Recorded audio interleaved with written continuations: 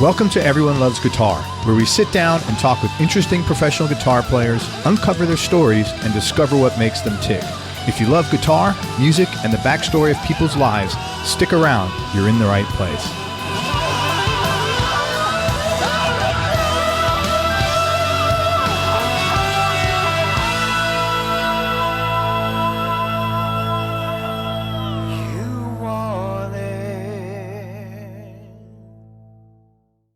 The Be Fulfilled Journal helps you be more honest with yourself and with others and be more open to handling things you've avoided dealing with for years. It's a 12-week online and journal program that helps you identify and eliminate things you do that are causing you stress and live in more gratitude and joy. It was actually developed by a long-term friend of mine who got sober in 2008, and he's put together a great deal just for my listeners. You get the 300-page hardcover journal and access to the 12-week video program online, plus free shipping, plus membership in a private Facebook support group with others going through the program, plus a 5-day mini course showing you how to let go of stuff that's draining your energy, plus a 30-day 100% money-back guarantee. To start your journey and get all the bonuses, go to BeFulfilledJournal.com/ELG. That's BeFulfilledJournal.com/ELG. For information about advertising on Everyone Loves Guitar, including information on geographically targeted ads, go to everyonelovesguitar.com/advertise. That's everyonelovesguitar.com/advertise. Hey, everybody, this is Craig Garber. Welcome to Everyone Loves Guitar. We're with Kevin Haaland, who's had a really lengthy career as a sideman, and he's done it all. And I think he's a great example of what a sideman does and the hustle involved. Originally, he grew up in a construction family, and as a result, he moved around a lot as a kid, I guess, as his dad got different projects. He moved to Nashville right after high school in 1997. In 99, he auditioned for the band Skillet. He was asked to join just as their record Invincible was about to be released, got the gig, and he moved to Memphis. He played on the song Angels Fall Down on that record, but he's all over the Ardent, which is the live album. Toured with them for 2 or 3 years, playing 200 to 250 shows a year. The band is notorious for touring like relentlessly. And then he recorded all the guitars on Alien Youth, which was the next album, just before he left the band to move to LA. While there, he played with a few different bands, and then he auditioned for an Australian named Michael Lee, which was on Maverick Records. They got the gig again, toured around for a year as a band called The Rising, did a live performance on the Sharon Osbourne show, and then they wound up being dropped from Maverick Records shortly afterwards. They then rebuilt the band with different players and got signed to Columbia Records.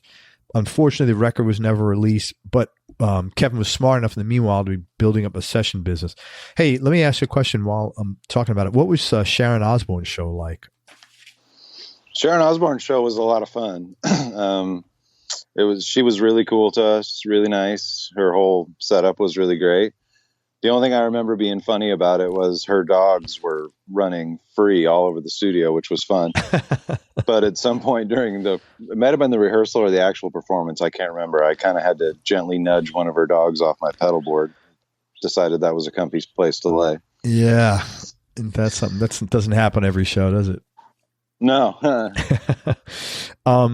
After that, he was touring with Michael Lee, again, who changed his name at that point to Michael Johns, and Brooke White, who was on American Idol years ago.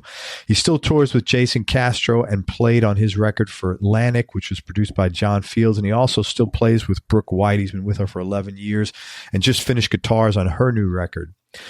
He also worked with Brad Smith and Christopher Thorne of Blind Melon, and that led him to playing on Abandoned Jalopy, which was Brad's solo project. And that album by that band, or by Brad Smith, the album called Death and Joy, has a lot of Kevin's guitar work on it. Nowadays, he's mostly doing a lot of session work in the Americana, country, and ambient zone out in LA. He's also currently touring and recording with Johnny Kaplan and the Lazy Stars, Sons of Silver, which used to be a band ran by Pete R.G., Brooke White, and sometimes the all-star cover band After School Special, which is, they also call themselves Bitch from the Stones song. Kevin, thanks so much for your time. I appreciate you coming on the show. Absolutely. I'm happy to be here. And Kevin has got the patience of a saint. This is like the third time we had to record. We had to record this opening because of technological difficulties. So thanks, dude. Of course. You moved to Nashville right out of high school. What made you do that? A couple things. I graduated high school in Washington, D.C., in Northern Virginia, actually. And right as I graduated, my dad was done building, I think it was an airport there. So they were going to Alabama, which I didn't want to do. So I kind of had to move somewhere. Around this same time, one of my best friends from high school's older brother was living with a singer-songwriter named Matt Beckler. Really talented guy. He has a band called June I now that's still doing stuff now. He's out of Columbus, Ohio. So I moved to Nashville with him to make his EP and kind of get the whole thing going, you know. That's pretty cool that you had a connection to get in there right away. Pure luck. Just, pure luck. If you're comfortable sharing, what made you leave Skillet? Because they're a pretty big band and it sounds like things were going well for you on the surface. Yeah. I mean, things were going well for sure. I think there's a lot of things wrapped up in that. I was 19, 20 years old at this point. And I think Skillet is very much John Cooper's baby. Yeah. You know, it's John's deal. At least when I was in the band, it was. And as it should be. That's a great thing. John's one of the most driven, focused people I've ever been around, and I learned a ton of things from him. But at that point, I think I just wanted to get into something where I could be a little more creative, maybe have a little more hand in what was going on. Mm-hmm. And, that was really it. What did you learn from that? First of all, congratulations, because that's a tough, I give you a lot of credit for that, because maybe it was your naivete being young in the business at the same time. It's hard. Definitely part of it. Yeah. It's hard to walk away from a good gig like that to do what you want to do. So I really give you credit. I think it took balls to do that. What did you learn from your experience working with them? Really, that was my first real gig for sure. I learned how to tour, which we did a lot of. I definitely learned how to treat your fans, that band is amazing to the people that come out and see them. We would sit every night for at least an hour and sign whatever anybody wanted signed, meet every kid, hang out, all that kind of stuff, which I really love. A lot of bands can be more distant when it comes to that stuff. And I think a lot of or at least part of the reason the fans of Skillet are as rabid as they are is because John really does make sure to relate with them and hang out with them, I'll tell you what, man, nowadays, I think everybody is hip to that. You have to do that. I think you're right. Yeah. But in the late 90s, it wasn't maybe quite so much that, Definitely not. I'll tell you one person that always has, I've seen him for years and years, and he's known for this, is Warren Haynes. Yeah.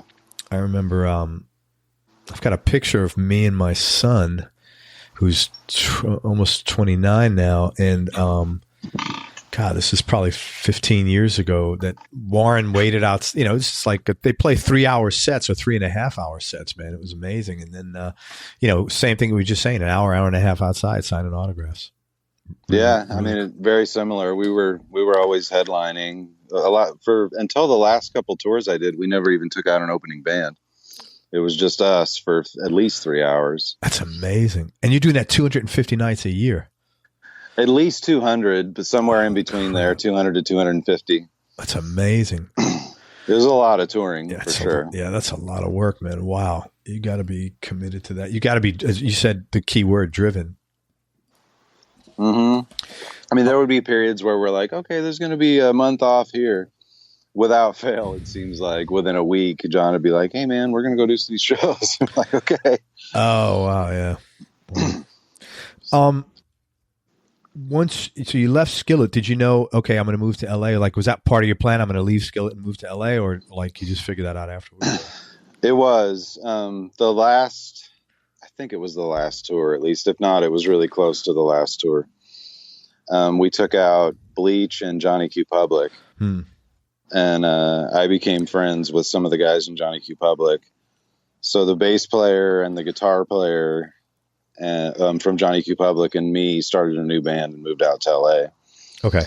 Once we got to L.A., we hooked up with Joshua Moore, drummer from the Cadies and When Breathing Stops and stuff later. And just started playing shows around L.A. The band fell apart pretty quickly through a myriad of reasons I won't even get into. But through that, I met a guy named Barry Squire. Oh, I know that dude. Everybody, of course. Everybody, you know how many guys have told me that Barry Squire, hooked him up with, like, honestly, 50, maybe more. Oh yeah, I mean, especially at that point, which was like early 2000s. Yep. If a label or anybody was putting a band together, they were calling Barry. Yep. So having your name in his Rolodex was a very good thing. That's so funny. You know who even got placed from them? Like, do you know Justin Derrico? A little bit, yeah. We have met. Yeah, he plays with Pink. But he got his first gigs early on through Barry. I mean, like, everybody's gone through Barry. Everybody who's in LA has met. Barry Squire is like the Henry Kissinger of the music industry. Yeah, it's totally true, and he's the sweetest guy too. He's a great human being. I love Barry. That's really cool. So I'm sorry I cut you off. You met Barry, but that's what led to the Rising. I think it was the first audition he called me for. He says, "Hey, I got this Australian guy who's signed to Maverick and he's putting a band together. Do you want to come down?" I said, "Yeah, absolutely." And I remember being really sick and being like, "I don't care. I'm going to this audition." Good man. So I went and played the 2 or 3 songs, whatever it was, and got the gig on the spot, which was fun. And, went on from there. You, at this point, you've played as a band member, you've played as a sideman, and you've worked as a session player a lot. Where are you most comfortable in one place over the other? And if so, why? I love all of it, and I try to keep a balanced diet of all of the above, but my favorite is definitely being in the studio. I love that complete creativity of a blank palette, a new picture to paint every day kind of thing. So whether it's you mean as a session player or just like making records in the studio with a band? As a session player, yeah. Like I enjoy that challenge of, here's my song, make it great right now. Yeah. It's funny. Do you know who Jerry McPherson is? Yeah, definitely. So I interviewed Jerry a long time ago, and I said, "What's the toughest part about being a session player?" And he said, I think he called it song triage. And I said, "What is that?" He goes, "It's when a song comes in and it has no business being in. It should be dead on a gurney on life support, and you gotta and they exactly what you said. They say to you, 'Okay, man, fix this up.'" And he goes, "It's just really difficult because it's like sometimes it has no business being in the studio in the first place." Do you find that is that the biggest challenge as well for you? Yeah, I absolutely agree. Yeah. And how to be political about that is a skill, I think, too. Oh yeah, because your knee jerk reaction, you can't say, "Are you fucking kidding me?" you really right. Can't. You can't do that. You say, "Oh, this is great." But that's also why it's so great when a really great song shows up too. Yeah, because really great songs kind of, they fix themselves. You know what I mean? Yes. It's usually really apparent what to play, what it needs, all that. It's the songs that aren't so great that got you scratching your head a little bit like, okay, well, how am I going to make this better than it is? Yeah. Are you working on anything that you're particularly excited about right now? You know what? The new Sons of Silver stuff we're in the process of recording right now, and I'm really excited about that. That's really cool. That stuff sounds really cool. What kind of music is that?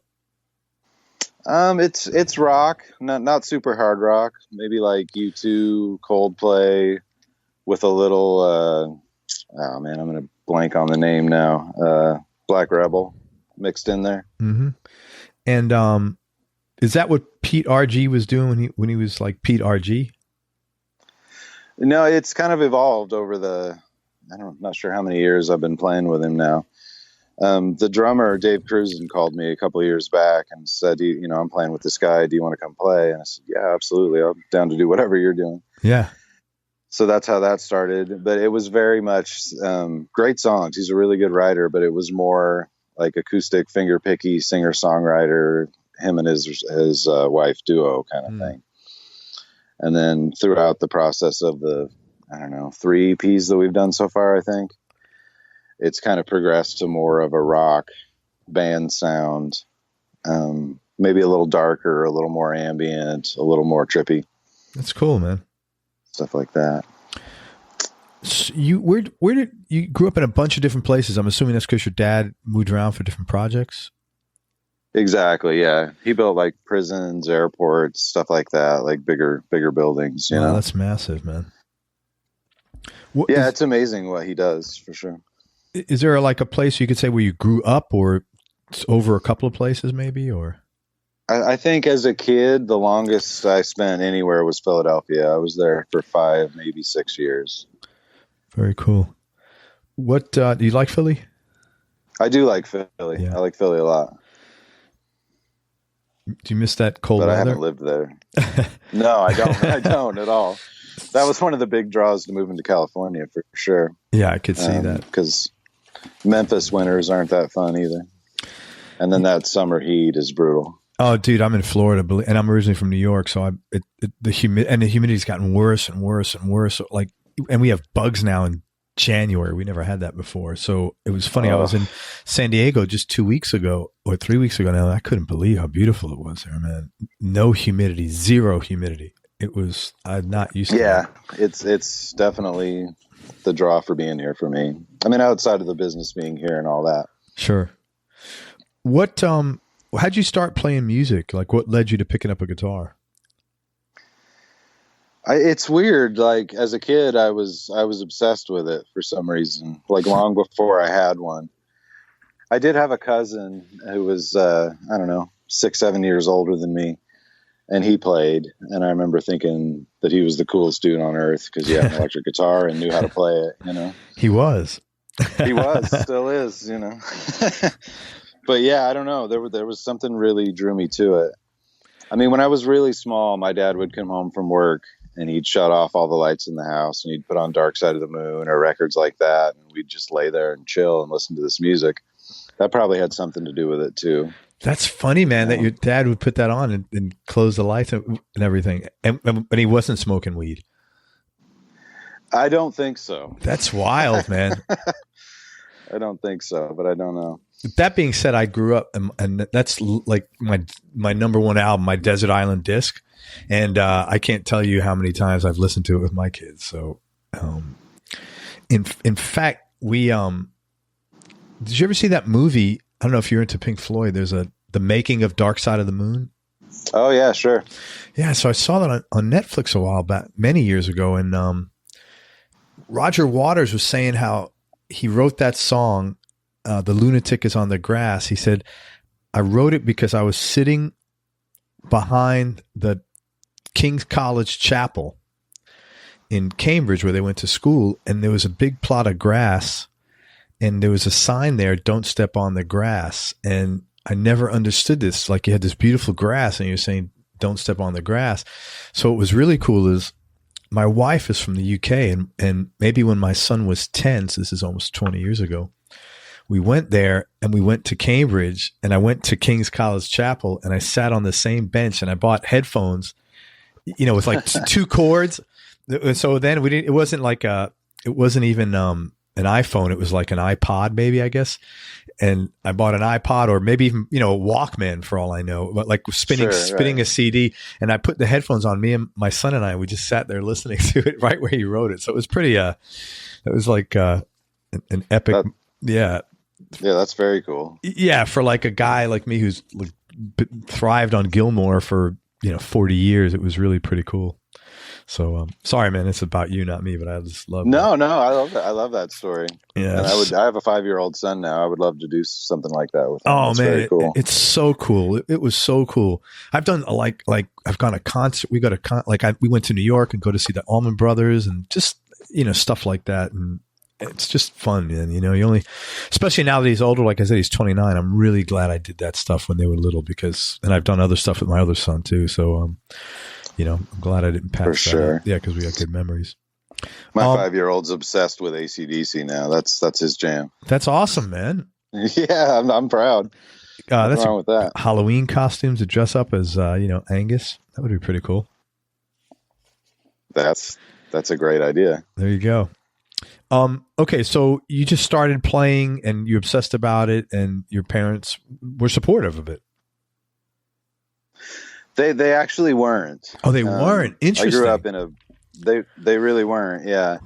I grew up in a really religious family. I think they were scared of all the pitfalls, so to speak. Like, they didn't want me to become a womanizing drug addict.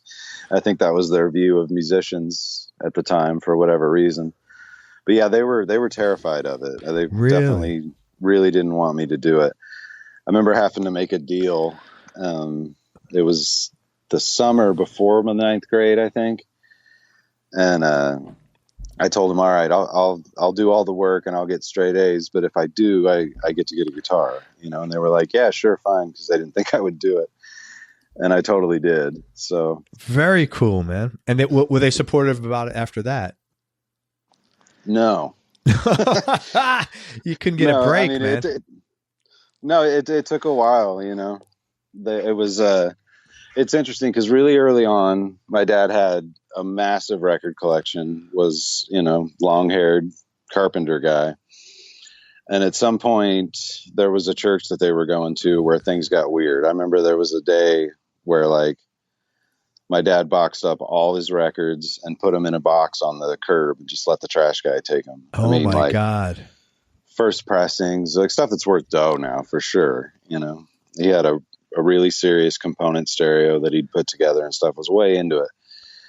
And then there was just a day where things got really weird with all that. Holy smoke. It stopped years later, Well, man, but God, that would have made me move out of the house immediately. So I feel you on that, man. I mean, that was part of it too. Yeah. It's like, okay, I'm going to go do this. I had to stash records, like every 6 months or so, they'd bust my stash and I'd have to start over. Oh my God. Wow. I was pretty creative about it. I had a speaker cab that I would like pull a 12-inch speaker out of and then put all the tapes and stuff behind it. Yeah, but that's just like, now that you have a kid yourself, you're probably like, oh my God, this is not like, well, this is like not good that I had to do this. Cause I feel you on that. That's extreme. I mean, maybe it's good because it created a struggle for me, like something to strive against and something to, fuel your creativity against, I guess. But honestly, it never really felt like rebellion to me. It just felt like, well, this is what I want to do. It's not because you don't want me to. It's because I want to. Did that all work out in the end? It did. Things have become normal. Good. Now, I mean, I think as time went on and I continued to work, I wasn't asking them for money. I wasn't a drug addict. I wasn't, you know what I mean? Yeah, yeah. I think they kind of mellowed out and backed away on it. I've heard this in other stories from players too, where parents were really religious and they were against it. And it was a very similar thing. And sometimes it, like you said it got weird for a while there. I've heard that as well. Which is interesting because, like I said, most of the people that have had good careers had supportive parents. You're one of the guys that was able to rebel. So I give you credit, not rebel, that's the wrong word, to succeed in spite of the lack of support. So I really give you a lot of credit because even when you have support, being a musician is difficult, man, and succeeding it's hard. And so the fact that you did it without that anchor, man, I really give you a lot of credit because it's not easy. And just doing anything when you don't have that anchor is difficult, but let alone becoming a musician. So kudos to you, man. Thank you. You're welcome. It all works out. Yeah, I'm glad it did. When you first started playing professionally, Kevin, what were any surprises like about the business end of being a professional musician? It's a good question. Not really. I guess maybe when the session, like recording stuff first started, the first recordings that I got to play on, it was, I guess, learning that like it really didn't matter for the most part how fast you could play, or like your hot licks weren't really what people were after. It was more about parts and making songs work than how hard can you shred on this thing, Were you a shredder, or like were you not a shredder and you were worried about it? No, I was over shredding for sure. Like I was way into Dream Theater and Van Halen and stuff like that when I first moved out and went to Nashville. And I remember I was doing songwriting demo sessions for a songwriter in Nashville at it's a publishing house that doesn't exist anymore, but it was Tom Collins Publishing. And the guy engineering the stuff was a guy named Michael Bowden, super nice guy. He played bass for Linda Ronstadt back in the day, in the 70s, and some different stuff.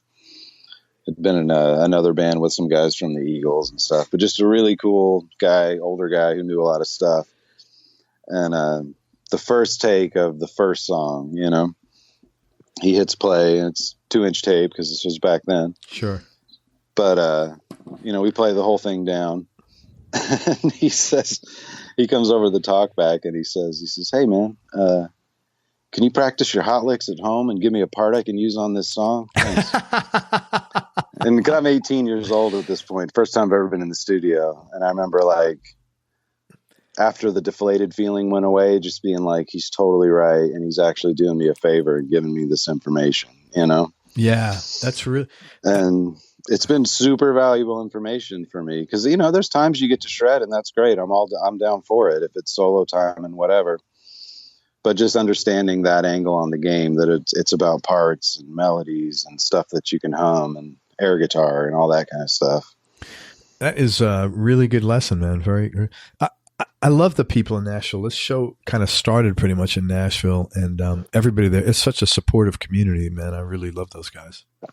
Yeah, I will forever be grateful for that information. That's for sure. That's cool, man. Any low points or dark periods you've had to deal with in life, Kevin, and how'd you get through them? And you can, whatever you're comfortable sharing, personal, music related, business related, it's up to you. I would say, yeah. I mean, after I left Skillet and moved to LA, that was kind of my midlife crisis, I guess, like growing up in a really religious family, moving into, being in a Christian band and stuff.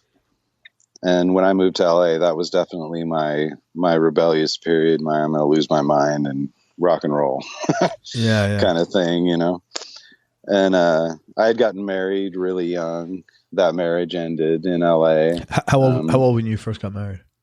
I was 6 days short of being 20, I think, when we got married. Wow, that is really young.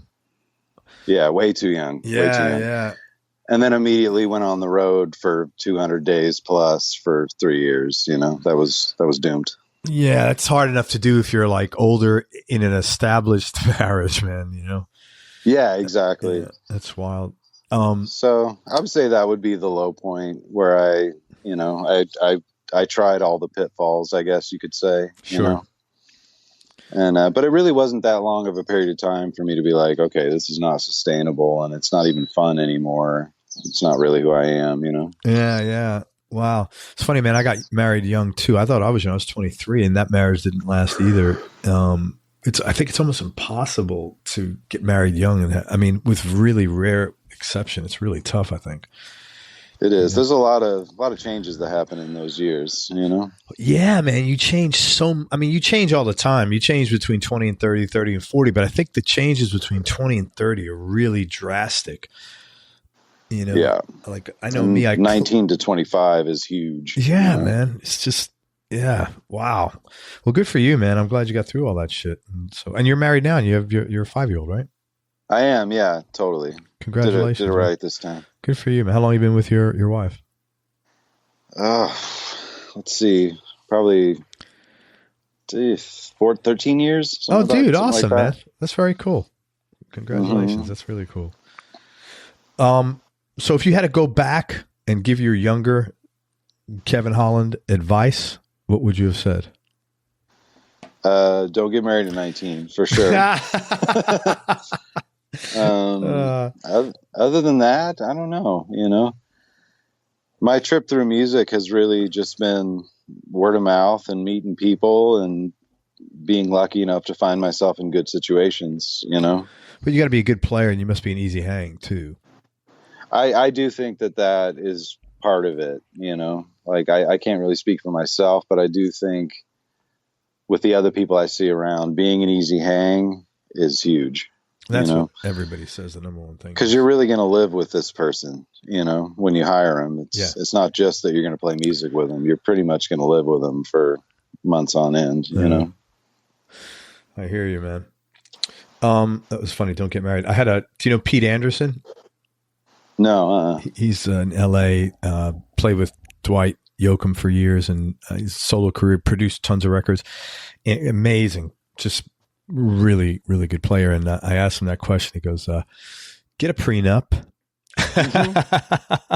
So it was like the same thing. Yep, exactly. Hey, let's talk about gear. What's your go-to guitar right now? And what other two guitars would round out your top three? Not for sessions. I mean, like something you like picking up, not something you have to pick up for a session.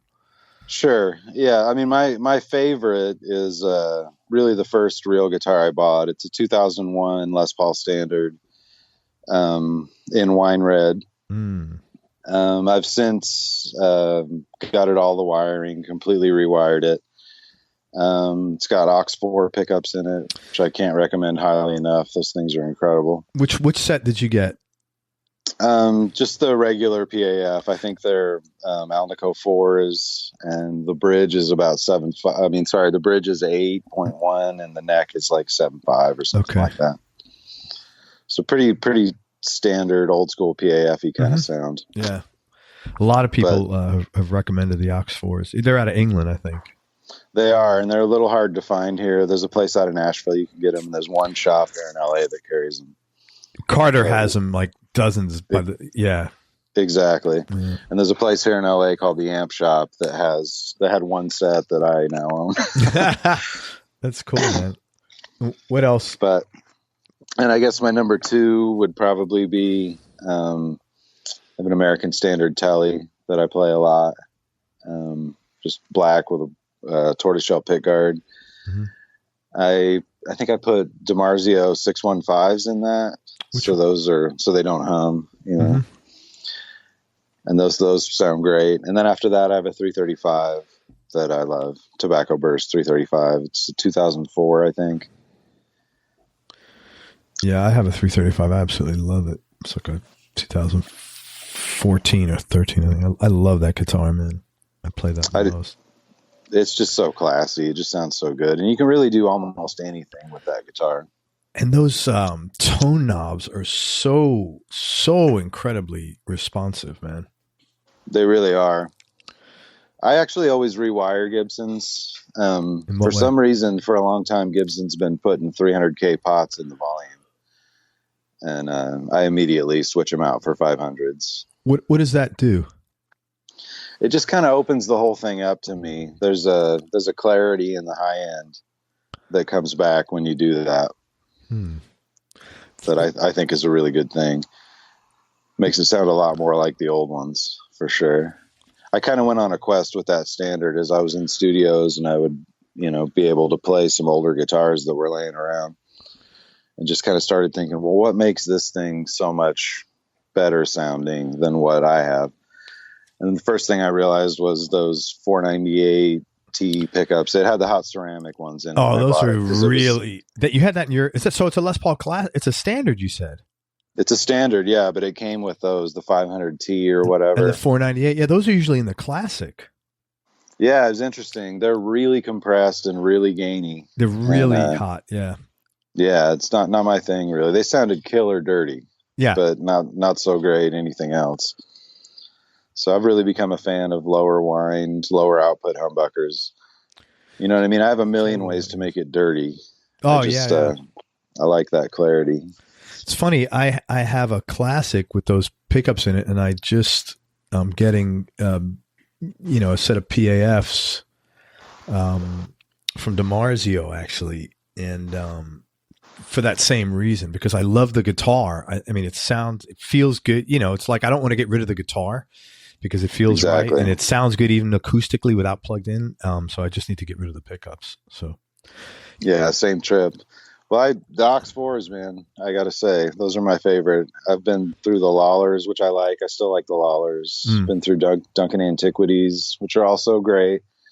But those Aux 4s to me are just, they're on a different level.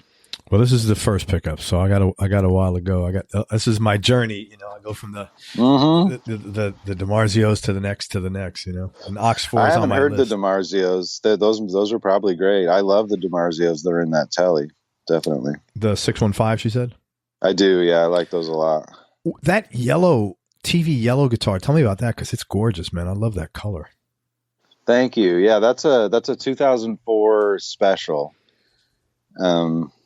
which, again, I pulled the burst buckers out of that, and I think now it has Antiquities in it. Okay, the Duncans. And I put a Bigsby on it, and then just tore up the finish, So you upped the game on that, man. You turned it from a special into a custom or something like that. Exactly. Yeah, I'm a tweaker. I'm definitely a gear tweaker. Do you do a lot of that work yourself, or do you bring it to someone to do? I do it all myself. Really? Yeah. Even like new frets and stuff? No, I've never refretted anything. Okay. I would definitely take that to somebody. Okay. Anything like that. Like I came back from Europe a couple months ago and actually had broke the headstock on that yellow guitar. Oh. So I don't do that myself. I took that to Eric here in LA over at Sound City. He's amazing. That's cool. And he hooked that up. Where did you learn how to do all the electrical stuff? Google. Yeah, just the internet. That's pretty cool. I mean, it's really simple. I've gotten really nerdy about it. I actually built a Tweed Deluxe, one of those Mojo Tone kits a little while ago, a couple months ago. And it took me 3 times to get it to work right. The first time I turned it on, it threw sparks everywhere. Wow. It was like, I purposely waited till my wife went to sleep to turn it on, because I was like, if this thing does something crazy, she's never going to let me touch it again. Yeah. I feel you. But yeah, I got it working, and I have to say, it's one of my favorite amps now. That's cool. For sessions, I'll show up with that and a late 90s Korg AC30 that has been my workhorse forever. Very cool, man. That sounds great. Do you ever sell a guitar you wish you can get back? Yes, but not because it was such a great guitar, but because it was my first guitar. What was it? It was a Harmony acoustic. Okay. It was an okay guitar. It was just more about sentimental reasons. Oh yeah, I totally get that, man. I love the Harmony with the the gold foil. What are they called? Because of the D pickups. I'm not sure. Like this Harmony Stratotone. I can't think of the name of the pickups, but I'm having a brain fart now. It begins with a D. Anyway, they're wonderful guitars, man. Very cool. Desert Island Discs, man. Top 3 or 4. No particular order, just for today. Let's see. Dark Side of the Moon. Haha, nice. The Verve, Northern Soul, and probably Tom Petty, Wildflowers. Wilco Summer Teeth is really close to being in that mix too. That's a hard call. Is that a newer Wilco or an older Wilco? That's an older one. I'm Summer Teeth was probably late 90s, mid 90s. I'm not really sure, but it's an older one. So was Nels in the band then? He was, right? I don't think so. No, he I came in like 99. Before. Yeah, he came in 99. Yeah. Because I have him on the show. We did like half his interview, and then we got to finish it up because he had a boogie, and he's on tour now. So I'm looking forward to finishing up. He's an amazing player. He's a great guitar player, one of my favorites, and a soundscapey guy too, which I really love. Very soundscapey. And another guy that I've had on, I've had too many people. This is the downside of meeting all these people in like succession. I've really got a great memory, but the volume of people I'm having is just, God, I had another guy on like that, and I can't think who it was, but Nels is my hero when it comes to soundscape stuff, man. He's really brilliant. Yeah. Do you know Jerry Leonard? Do you know who he is? No. He played with Bowie for a while. He played with Duncan Sheik for a while. He's another atmospheric guy that's just amazing. Really, really great guitar player. I have to look him up. Yeah, there's a lot of guys that do that, and it's not to me. I don't think it's easy. You got to really spend a lot of time involved with all that stuff. Yeah, it's really like searching for tones and sounds and stuff as much as it is actually playing the guitar at that point. But I really love that kind of stuff. I've always been a pedal guy. Like Nick McCabe from The Verve is one of my favorites. Gilmore is one of my favorites. Mike Campbell is probably my favorite guitar player. Yeah, it's just so tasty and so great. He always serves the song. Mm-hmm. Very much. And he's not a pedal guy. He's not. He's like one of the few guys that, and I really try to maintain a balance of that too, between just straight up plugging into an amp. Maybe you got a slap back, but I like to have those ambient colors available too. I'll do a lot of fake pedal steel stuff in the studio that has served me well with like, delays, reverbs, and volume swells and stuff like that. Do you know a guy in LA called what's his name? Joel Shearer? That name sounds really familiar, but no. Yeah, he's a big ambient guy. Does a lot of ambient music. Just curious if you knew him. I know it's a small community and it's a big community out there. So yeah, it's both for sure. Hey, what would you say like is the best decision you've ever made? Doesn't have to be even career related. Anything. Probably having my son. That's been. Oh, dude, that was really cool. Yeah, that's the one thing I definitely wouldn't change. I mean, and marrying my wife too has been a great decision this time around. No, I hear you. That's great, man. That's really nice. I'm sure she'll be listening to this when it comes out, or maybe not. But you should play it for your kid. That's a nice thing for him to hear. Most important things you've learned about yourself over your career experience and life in general. Oh man, that's a tough one. Let's see. Yeah, they're all tough from here on in, man. Most important thing I've learned about myself.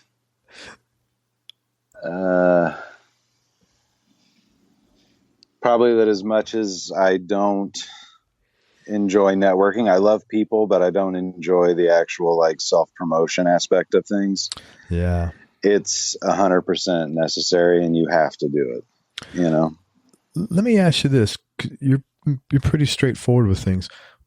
Why is it like, we talked before the call started about that musicians are kind of allergic to that. Why is that? Is it just because it's a different part of the brain that it like, you don't use and it's just not your thing, or? I think that's definitely part of it. Maybe. I think it just feels strange to me to tell somebody, you need to hire me, man. Like, I'm amazing. I'm great. I'm this and I'm that. And I know some people that are really good at it and can do it in a way that doesn't feel strange, But yeah, it's just a mental thing for me. It seems weird to hype yourself. Yeah. But it really is a necessary thing, Yeah, because as a guy coming from the business world, my mindset is nothing gets bought unless it gets sold first. Absolutely. It's 100% true. Yeah. And like, you don't have to be a dick about it. You can say, hey, I think I can help you on that if you're interested. Exactly. And that's kind of where it came to, of finding those ways of doing it without being overly over the top about it, Yeah. Because I've seen it done that way too. And it kind of creeps me out. Well, no, I think, and it's weird to someone to say, hey, I'm really good. You should hire me. Like in anything, whether you're an actor or a plumber or whatever, I think that's a little off-putting, I agree totally. But I think if you present it in the form, like I've always tried to present things in the form of service, like, because ultimately that's what I'm concerned about. I want to make sure I deliver good service, whatever the thing is that I'm pitching. And then the money will come if I deliver the good service. Exactly. Yeah. And with all of this, I do think being a sideman, being a session guitar player, being all that is absolutely being in the service industry, 100%. God, yeah. That's a mental block. Yeah. But I think that's a mental block that some people struggle with, like you really are here there's times I have to play stuff that I don't agree with, that I'm like, yeah, okay, cool, man. But I can't be that way about it because I'm in the service industry, and I'm actually really okay with that. I don't mind. There's no personal problem for me with that, which is good. Yeah. Yeah. You can't, that's why I like Nashville. Those guys are just such, I'm not saying they're not in LA, but they are so, and I think it's because they most of these guys I've spoken to have been doing it for 30 years or 25 years.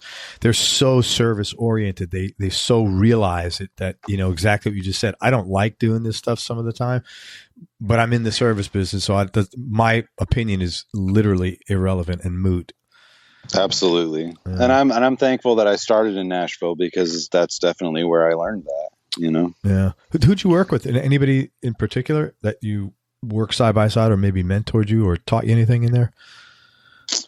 You know what? I learned a lot of cool stuff from a guy named Joey Elwood, who was one of the guys who ran Goatee Records in the early days of me being in Nashville. Mm-hmm. Definitely the story of Michael Bowden that I told you about. He was really, really helpful to me.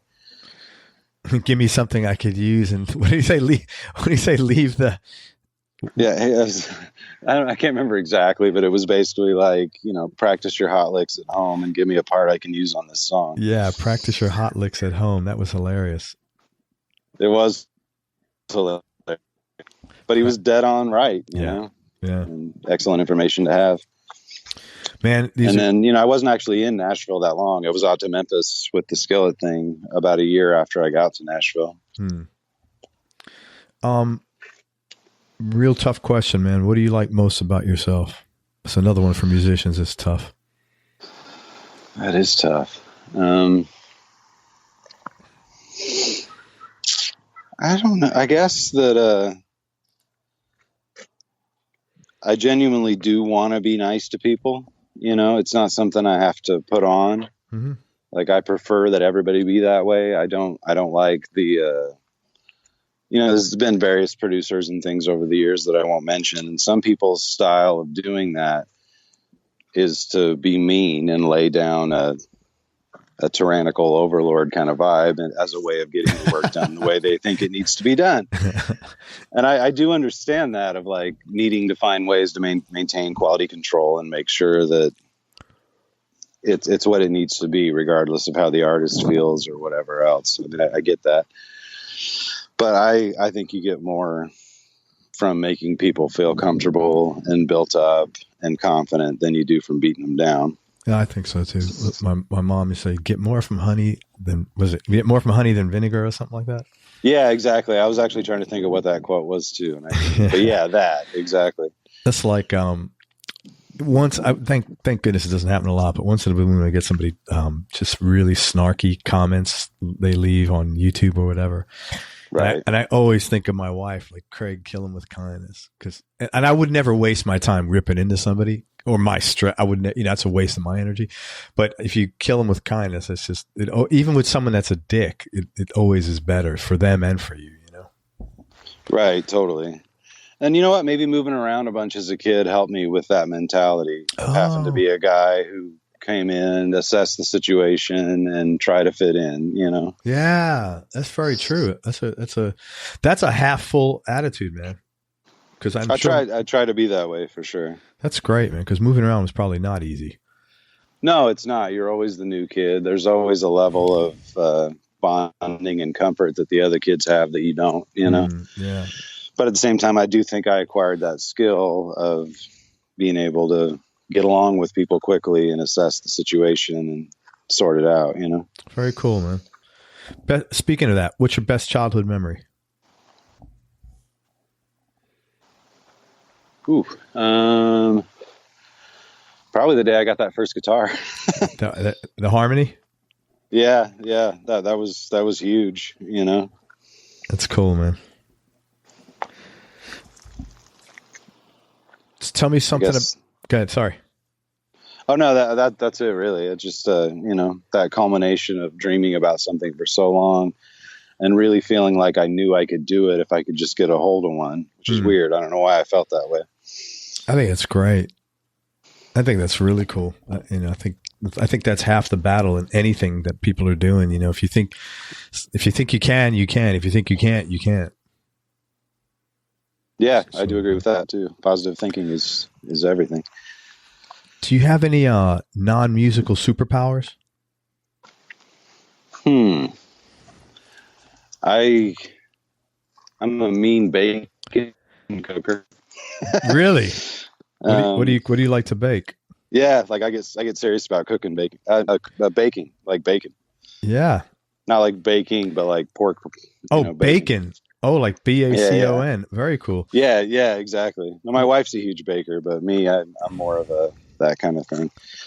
But yeah, I get really serious about that. I slow cook it, and like I got a whole process, but it's amazing. I don't know if that's a superpower, but I really like baking. That is the number one. What do you call it? That's the number one hobby for musicians. Cooking bacon? Cooking. Yeah. No, cooking in general. Number Just one. Cooking in general. Yeah, I do love to cook. Yeah, that's the number one thing. More people like cooking than anything else. Interesting. Yeah, I wonder if I need to compile these stats somehow and just right. put them out there for everybody. Yeah, because I think I get asked these questions from time to time. I got to write a special report or something. I guess if I think about it, it's a lot like making music. You know, you pull from all these ingredients that you have and try to make something new that tastes good. Dude, that's exactly what everybody says. That's exactly what everybody says. They say it's just like making music, you know, and I think that's why everybody enjoys it. Best money you've ever. It's the same in the way too. I was just gonna say it's the same too in the way that you get to see people enjoy it when you're done with it. Oh yeah, very cool. That is nice. Hey, best thing that ever happened to you? I guess you said that your wife and your son probably. Yeah, I think that would probably be it. Any hobbies or interests outside of music? Not really, man. I'm kind of bacon? obsessed. I mean, if I'm not playing, I'm probably building an amp or redoing a pedal board or doing something like that, I mean, outside of that, I'm hanging out with my son or the wife, or that's pretty much it. This is a tough one too. If you could remember this, what's the best advice you've been given? That would probably be the Michael Bowden thing. Give me a part I can use on this song, Save your hot licks for the house. Exactly. Yeah, that is cool. Yeah, that's definitely the best advice in regards to music that I've ever been given. And man, the last question, and I really appreciate your time, and I enjoyed talking with you. Me too. Thank you. What's been the biggest change in your personality over the last 10 years, and how much of this change has been intentional, and how much is just a part of aging? And you're welcome. Let's see. I guess being, how should I put it? I guess I've become more aware that not everybody likes sarcasm, Yeah, sure. In terms of dealing with people. Like, I think one of the ways going back to the moving around thing and stuff growing up, one of the ways I dealt with that was to try to be funny, to try to bust jokes in class and always get in trouble and stuff like that. But yeah, I think over time I've just learned when it's appropriate to make jokes and when it's appropriate not to, and all that kind of stuff. Yeah, that's a good lesson. I've learned that over my life too, man. I used to be sarcastic, and it's like it's not well received at times. So exactly. Especially in a creative environment, sometimes it's just not the time for it. For sure, man. Kevin, let me tell people where they can find you and support what you're doing. First of all, Kevin's going to be on. It's Kevin Haaland. It's spelled Haaland, but pronounced Holland like the country. He's going to be on tour with Sons of Silver. That's Pete RG's band. So you could find it online at either Pete-RG, the letters RG, and I think that's abbreviation for his last name. He's got a lengthy Greek name, I believe. So it's Pete-RG.com. I'm sorry, go ahead. Oh, just that's right. That's correct. Yeah. And then it may also be under Sons of Silver by the time this drops. So check out Kevin touring. You said you're doing California in May? East Coast, actually. We'll start in Nashville and work our way up to Philly and New York and all that. Oh, that's cool, man. Very cool. Yeah, I'm looking forward to that. And do you still have friends back in Philly? It's funny. I do have friends in Philly, but not from when I went to school there. It's musician friends. We did some Sons of Silver has done some touring with Candlebox over the last couple of years because we share the same rhythm section. Oh, okay. Dave Cruzen and Adam Curry are the drum and bass in Candlebox and Sons of Silver. So yeah, sorry, what was the question? I just totally lost it. Oh no, I was just asking you about Philly. I said you still have friends in Philly. Oh yeah. So like when we go up there, Brian Quinn, one of the guitar players from Candlebox, is a Philly guy. So I usually see him and a bunch of his friends when we go up there. That's really But cool. I actually don't have any friends from back when I was there. Do you happen to know, I think he's a little older than you, Lawrence Katz from LA? We have met, but I wouldn't say we know each other. He lives in Philly now. Oh, that's cool. That's very cool. I interviewed him a while ago. He's funny as hell, that guy. Also, you build pedal boards for people. So talk about that, and then tell people how they can get a hold of you for that. I do, yeah. I just I started doing it for myself for years, and as it slowly went on, I actually built one for Brad Smith, and then built another one for a friend of mine, and then his friend was like, dude, I love that. Who built your board? So it's kind of a newer thing. I've been building boards for people. I'm actually building one right now for Brian Whelan, who's I know. Yeah, I know Brian. You know Brian. Yeah, he's going out with Chris Shiflett right now. So I'm building his B rig while he's gone. That's really cool. Great guitar player, really nice guy. You know, it's funny.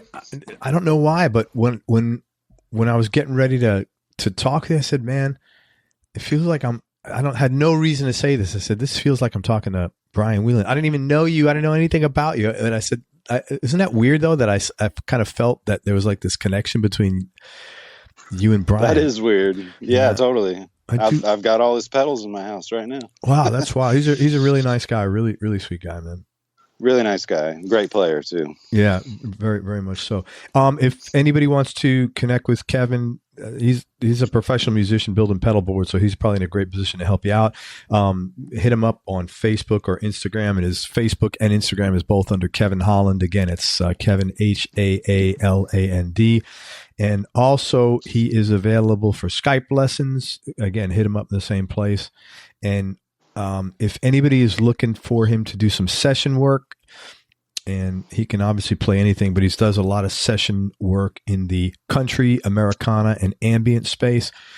Same thing. Hit him up on Facebook or Instagram, and I think that's how most of the and hard rock too. I definitely do a lot of hard rock also, and hard rock and Christian rock and all that other stuff. Exactly. all the rock, and that's it. Anything I left out, man? No, I don't think so. Awesome, man. I really appreciate your time. It was great to chat with you. I wish you nothing but continued success. And, if you have anything that new going on, let me know. We'll come back on the show and we'll talk about it. I would love to do that. Thank you. Awesome. Yeah. You're welcome.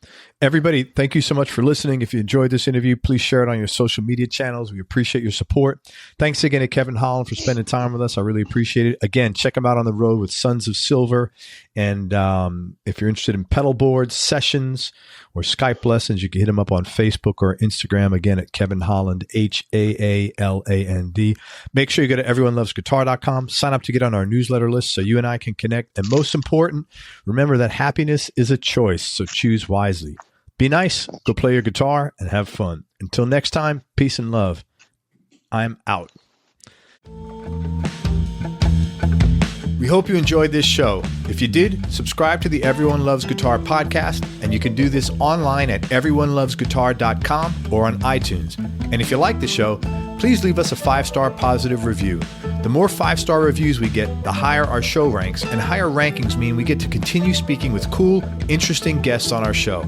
We'll see you on the next episode, and until then, keep playing your guitar and have fun making music.